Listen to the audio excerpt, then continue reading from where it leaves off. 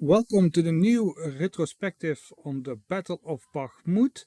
We'll discuss the events in April 2023, and there are interesting developments even as we speak.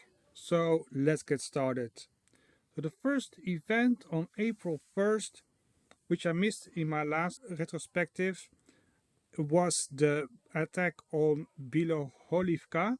That's in the north near Lysychansk. So here's the arrow. And as you can see, the arrow doesn't go to the road which is leading to Seversk, but it's going on the high ground, which is quite interesting.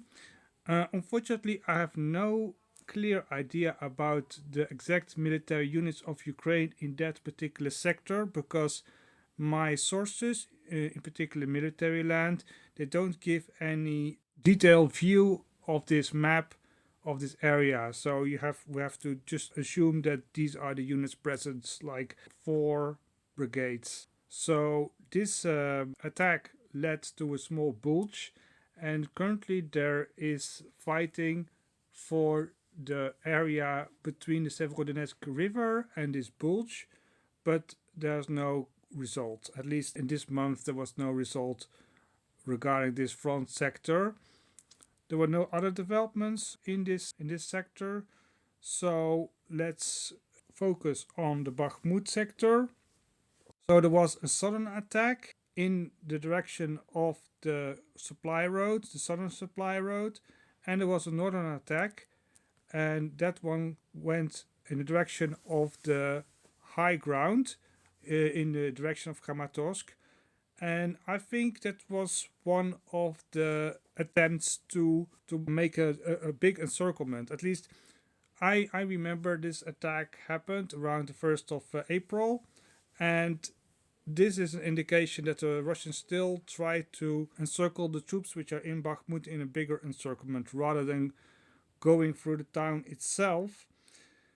And there are several things I would like to highlight. First of all, there was this snowstorm on the 1st of April, which is quite interesting because it prevented both sides from using drones extensively, and it also hampered the traffic. So it was very eventful in the sense that this had as a result that the battle was an infantry battle without much support from electronics and heavy vehicles.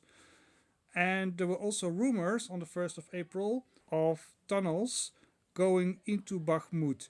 So there are supply problems for Ukraine, and the Russians wondered why the Ukrainians still managed to have supplies going in Bakhmut.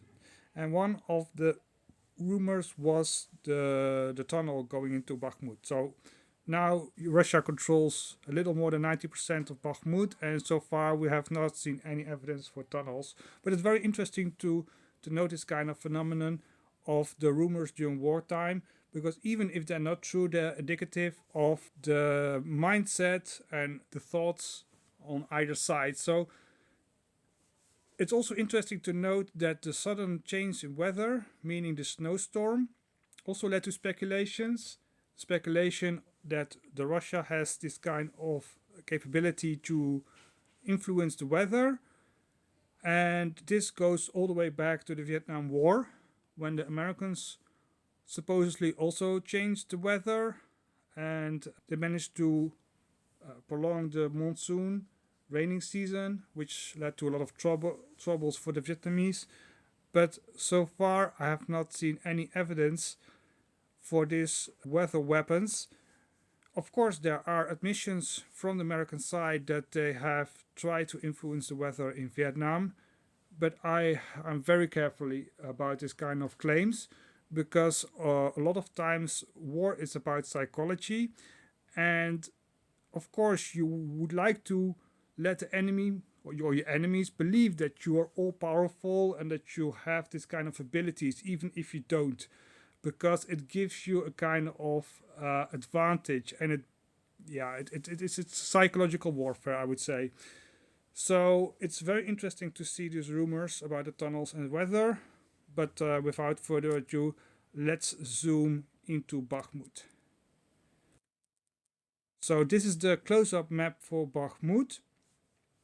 At that stage in April, the city was 50% under Russian control, let's say 50%, and there are 4 quarters. I mean, this time I drew in the railway line, which you can see is going from south to north, or from north to south, whatever you like, and this divides the city on the west bank of the Bakhmutka river in 4 sectors, because you also can see the major road going from east to west or west to east. And you can see in each sector there's a brigade. So in the northeastern sector, the 241st Brigade, the northwest sector, the 77th Airborne Brigade, in the southeast sector, the Security Brigade, and in the southwest sector, the 93rd Mechanized Brigade. So each sector in Bakhmut has a dedicated brigade. It's very difficult to discuss the Wagner Group nowadays because it can get you a strike from YouTube. So from now on I'll talk about the orchestra. So the orchestra attacks the city center, which went along the Bakhmutka river to the city center, which took place on April 1st. And what's interesting is that these attacks in that particular time frame were usually night attacks. So Wagner has this night vision equipment. This explains partly their successes in that particular time frame. So on April 2nd, the orchestra also attacks from the northern side along the Bakhmutka river, and they link up in the city center along the Bakhmutka river. So you can see the Ukrainians have been driven out of this sector, and the orchestra has raised the flag over the administrative building of Bakhmut. And that was really quite interesting because they declared that Bakhmut was administratively taken by them, whatever that means. But in any case, they managed to drive out the Ukrainians from that sector relatively quickly. And then you can see that they really work sector by sector. So they first attacked west of the Bakhmutka river, and they attacked in that sector from both north and south. So they work in boxes. They try to clear well-defined sectors. So in this case, the sector east of this road which runs from north to south. And from the 2nd of April, they try to clear out the sector which is east of the railway line which runs through Bakhmut. And that's why they are attacking in that sector. On the 7th of April, they attack massively this sector, try to crush it, because the railway is on an embankment. So on the one hand, it provides a kind of defense for the Ukrainian forces, but on the other hand, it's a kind of obstacle which the Ukrainians have to overcome to supply their forces on the other end. So it makes sense to use that as a demarcation line. At least from both sides, they use it as a demarcation line. So this takes many days. So on April 7th, this starts in earnest. And on April 12th, you can see that most of the east bank of the railway line has been cleared.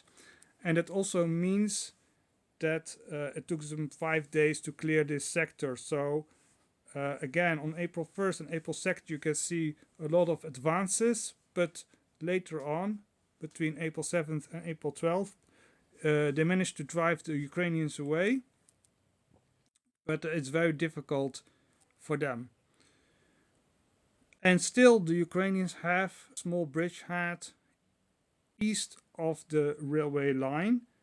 And you can see before the 241st has been pushed out, this brigade from this sector. So this sector has been taken, and this brigade has been pushed out indefinitely. And according to the military land map, it has been moved out of Bakhmut. And we can assume that this unit has been largely depleted due to the ongoing fighting. And then we go to April 15th. Then you can see that to attack more from the flanks to encircle the city. So they try to attack at Kromove and the north part of the city. And there was also an attempt from the south towards Ivanivske, but this didn't lead anywhere. I mean, so far the southern part, sector of Ivanivske, this has been relatively quiet. There have been attempts by the Russians to attack in this sector, but this was never really successful. At least not in April. So on April 20th, the Bulge east of the railway line has been eliminated. And what also happened is that in the north, the Wagners managed to push back the Ukrainians from the supply road which runs from Chasiv Yar to Bakhmut. And this attack outside of Bakhmut, because that's why I highlight this attack on April 20th, this has led to the Russians actually physically reaching this supply line, which means that it is effectively cut. It was before already under fire, but now it has been effectively cut. So the only road in and out is the one which runs through Ivanivske.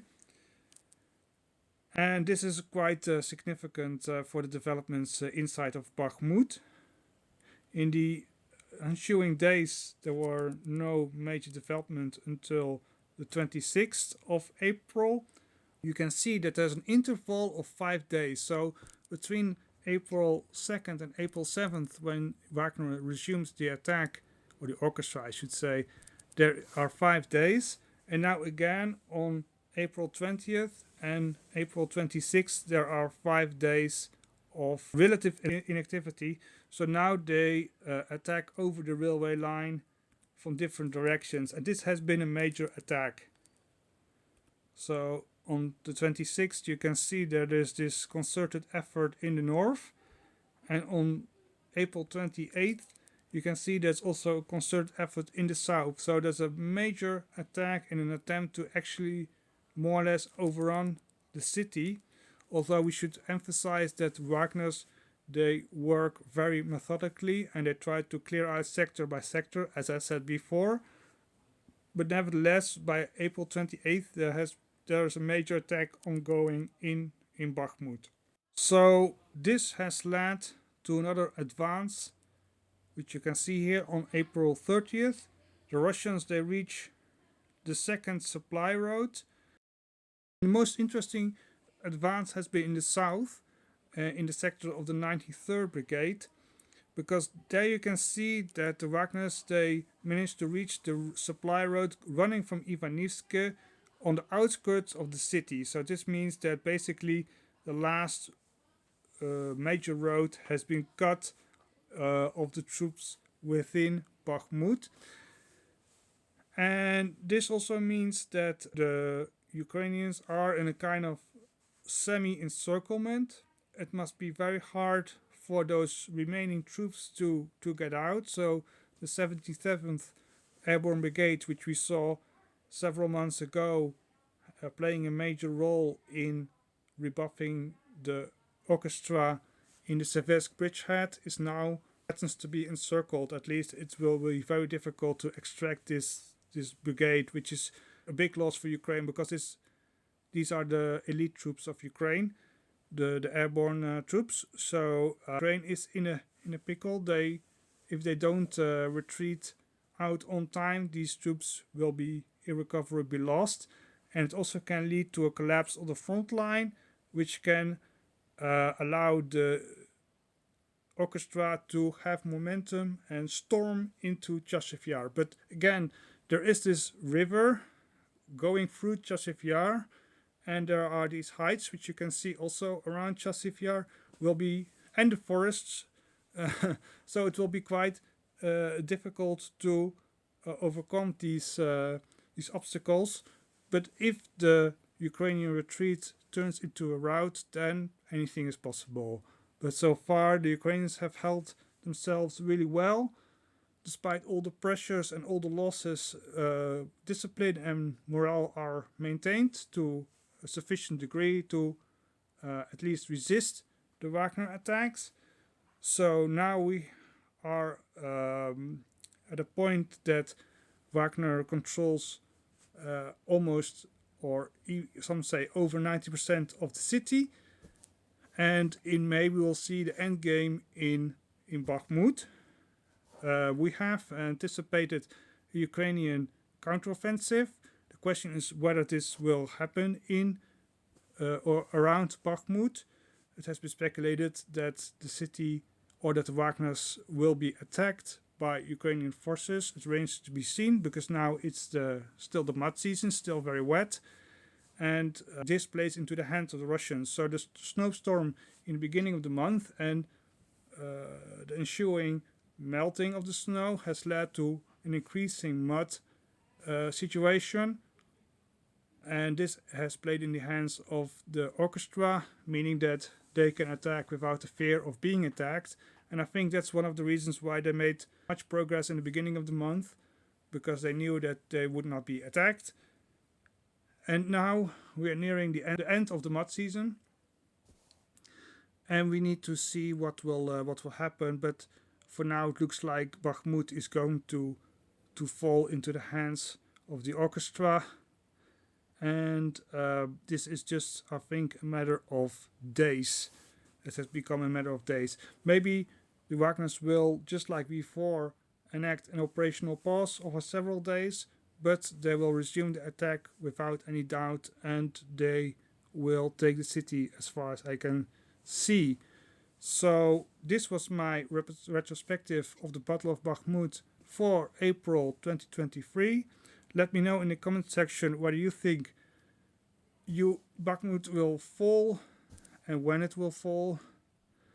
And we will see each other next month. Thank you very much. Press the like button, comment and subscribe if you like this content.